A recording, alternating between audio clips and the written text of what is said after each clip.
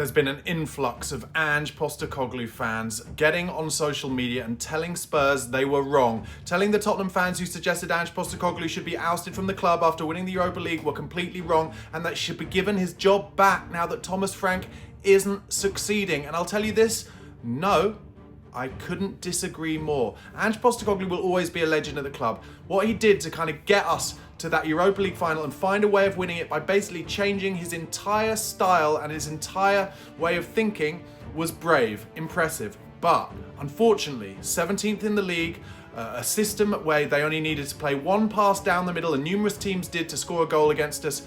We cannot have that back at Spurs. And frankly, it was Thomas Frank playing in a kind of Ange-esque way against Fulham, especially in that first 10-15 minutes, that led to us being 2-0 down in the first place.